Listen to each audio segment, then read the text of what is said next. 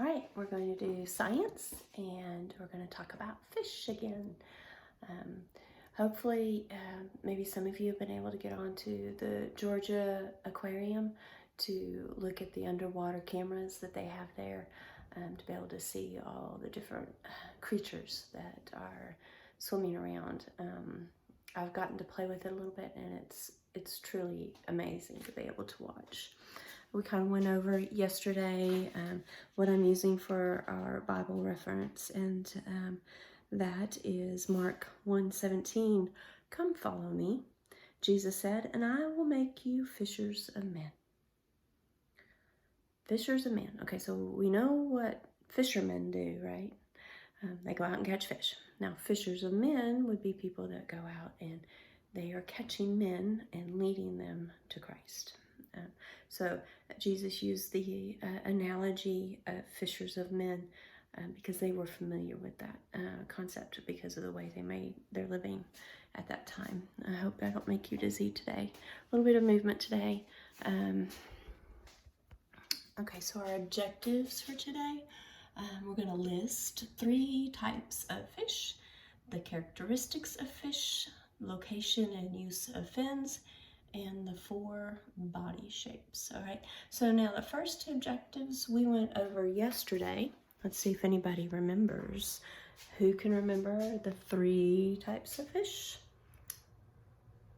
Bony, which is what we're studying in chapter 6. Cartilaginous means it's made of cartilage, and we're going to learn the difference of that in the next chapter. And then we have the jawless fish. So that kind of explains itself with the the ending less means it's without. So it's a fish that doesn't have a jaw. Interesting. I can't wait to find out about it. Okay, and so what makes, I'm going to go ahead and put this up here. What makes a fish a fish? And we talked about that. Hopefully you can see that. Is it the fact that it has scales or lays eggs? And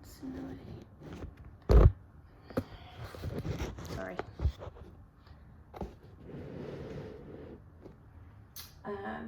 Lays eggs, or specifically because of its shape?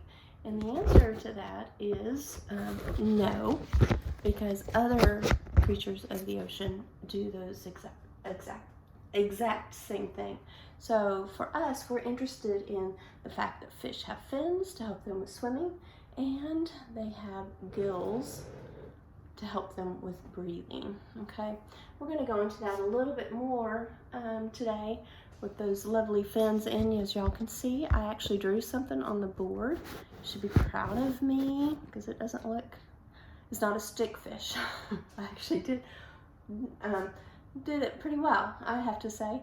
Now, 4th grade, you have this sheet in your journal, and you will do that here probably next week. 3rd grade, I do have to confess, I don't know what's in your journal because I don't have a teacher's copy of that. So I'm going to have to probably leave that up to parents to guide you through that, and they can always send pictures and ask questions. But let's look at our fish, Miss Harrison's fish. We have 1, 2, 3, 4, 5 different types of fins, and they all have a different job. And I need to get those jobs. Not quite as organized as I thought it was. All right. So up top we have our dorsal fins, and the dorsal fins are used to help keep the fish from rolling over on its side. Now, a lot of this should be familiar because you just finished reading it, hopefully with a parent.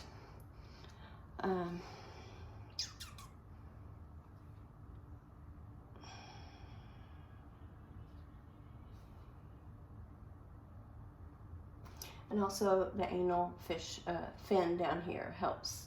So these up here, the dorsal and the anal fish fin, help keep it from rolling side to side, and it keeps it upright. You ever wonder why they don't flip over? That's why. And then you have the pectoral and the pelvic, and they actually, on one side they have a set of these, and then on the other side they have a set of these fins. and they help the fish to move in a certain direction, left or right, okay? And then you have your caudal fin, and actually helps propel the fish forward, okay? And I am going to do a study guide, and I'm going to have all this listed, but you can always pause this, and it would be fun for you to go ahead and draw a fish and then label it for the fins, because you will have to be able to label the fins and tell me what the fins do. So you might as well start working on that now. Okay, so that's our fins.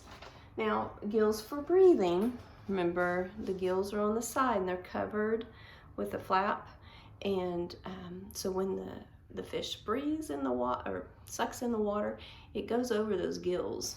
And a lot of, probably osmosis, diffusion, the oxygen leaves the water that's in the water.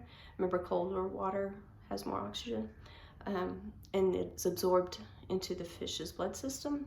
And then the carbon dioxide, just like we breathe out carbon dioxide, the fish then will let go of the carbon dioxide back into the water as it's passing over those gills.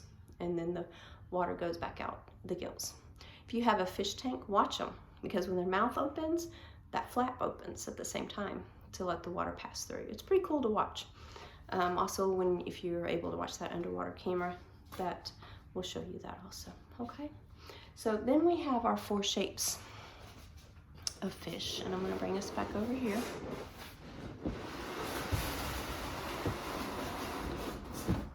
Okay, now our 4 shapes of fish.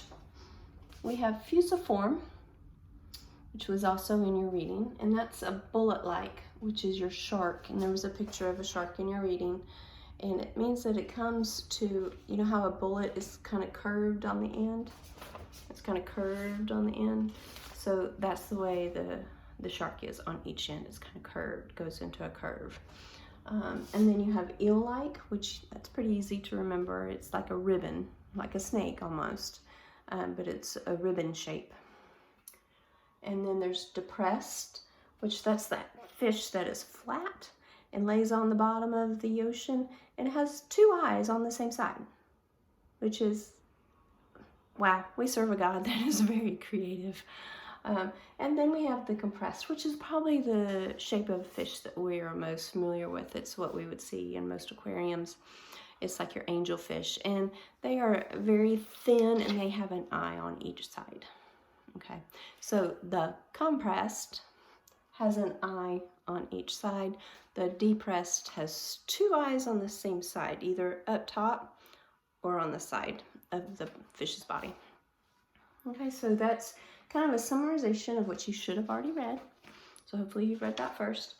And so my question to you is, where is the dorsal fin, and what 2 jobs does it do? I think I only told you 1 job. Oh, I know what it is. So the one, remember we said it kind of keeps it straight, keeps it from rolling over in the water. That's that dorsal fin is the one on top. Okay, and then so your dorsal fin keeps it from rolling side to side, and then it is also used for protection as a defense. You know, whenever you catch a fish, you'll always watch those fishermen or women, when they go to take it off the hook, they slide their hand down so that they cause that fin to lay down flat, because if they grabbed it with the fin sticking up, it would hurt them. Okay, so it's a defense. So that's the 2 things that the dorsal fin does. All right, that was my last question, and hopefully you've done your reading. And if you want to start looking in your science journal, start seeing what there is, and things that you may already be able to fill in, wouldn't hurt to start.